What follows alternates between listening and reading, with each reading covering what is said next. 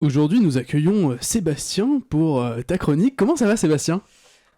Bonjour Neil, vous savez, je me permets de vous voyer, cher Neil, vous qui animez l'émission de ce soir, car je ne voudrais pas qu'on se laisse aller à la familiarité totalement malaisante du tutoiement.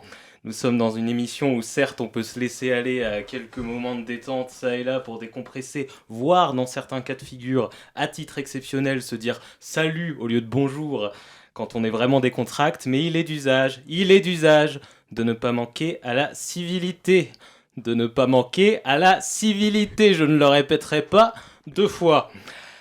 Les Français qui nous écoutent n'ont pas envie que ce soit la porte ouverte à toutes les insolences en libre service. Je rappelle que le slogan de la matinale de 19h, c'est que perdure à jamais la vertu des conventions sociales de courtoisie et de bienséance sociétale dans un cadre professionnel formellement cordial, et non pas on se tutoie car c'est sympa tarlidada. Donc, je disais, je suis quelqu'un qui cogite. Cogitum, comme disait, je sais pas, c'est pas une citation, c'est juste un mot. Je cogite tellement au lieu d'agir que même René Descartes, il relate, il s'est fait un ami là, comme quoi on peut être un vieux nerd des méditations métaphysiques que personne comprend rien là, et aimer se mettre la tête à l'envers avec ses frérots. Et en même temps, il paraît que quand on est mort depuis 373 ans, il y a un moment où ça devient plus difficile de se faire des potes. La solitude, elle devient un peu plus pesante. Je me souviens, il arrêtait pas de dire cogito ergo sum à la moindre occasion. En vrai, c'était relou, mais tellement plus classe que juste cogitum. C'était mon René, ça. Ah là là, c'était une autre époque, hein. Bref, donc je réfléchis beaucoup, et au péril de mes réflexions les plus intimes, je sais pas ce que je raconte, j'ai eu une révélation. N'est-ce pas le moment parfait, au vu des circonstances actuelles, pour construire une autoroute? Et pourtant, croyez-moi bien que je suis pas spécialement autoroute à la base, hein. Dans un entretien d'embauche, quand on me demande quelles sont mes passions, je suis pas du genre à sortir joyeusement les autoroutes en premier. Alors peut-être que si ça fait 3 bonnes heures que je liste niaisement mes passions, les autoroutes peuvent finir par apparaître dans un moment de panique, mais déjà que je passe pas des entretiens d'embauche tous les 4 éclipses solaires, autant vous dire que ceux dans lesquels on me demande de faire des inventaires de mes passe-temps pendant 3 plombes, on sait pas pourquoi, c'est pas l'expérience à laquelle je me confronte à chaque coin de rue. Mais alors, pourquoi une autoroute, me demandez-vous subitement avec un sourcil surélevé exprimant votre étonnement de manière exagérée, ça me tend à arrêter ça tout de suite. Eh bien, pour lier Toulouse à Castres, pardi.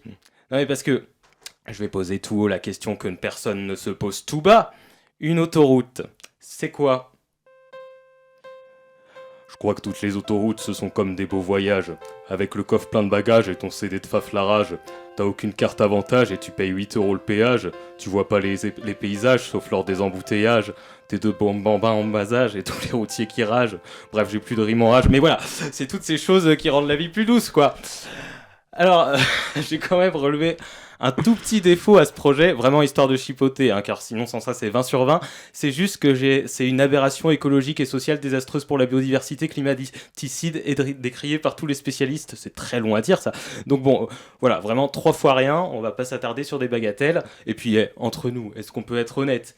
Qui, en se levant le matin, n'a jamais eu envie de dégommer des milliers d'arbres et de bétonner des centaines d'hectares de terre pour gagner 25 minutes sur un trajet d'1h30 entre une ville où on met jamais les pieds et une autre on sait même pas où elle est? Bon bah voilà.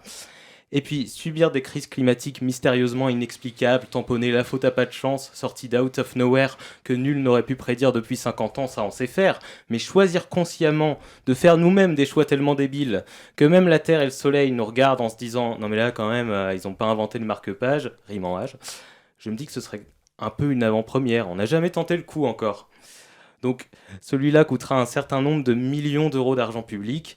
Je préfère dire un certain nombre parce que j'ai remarqué que les hommes et les femmes politiques disaient tout le temps ça. C'est trop smart, comme ça t'as plus besoin de dire des chiffres. Oui, nous allons proposer un certain nombre de solutions crédibles par rapport à un certain nombre de points et retenir un certain nombre d'amendements car je suis attaché à un certain grand nombre de principes. Bah dis-le s'il est si certain ça, ton nombre. On me fait signe dans l'oreillette. Ah, on me fait signe dans l'oreillette que mon projet est déjà en chantier et qui s'appelle l'autoroute A69. Oh, bah nickel! Bon bah, oublie, hein. Tu peux faire péter, j'en sais rien, la suite, c'est la fin de l'émission, j'imagine. Enfin, je veux dire, vous pouvez passer à la suite si vous voulez, cher Neil. Merci de me donner ce droit, Sébastien, ça me fait très plaisir. Mon cher Sébastien, je vous vois. Je vous accorde ce droit, effectivement.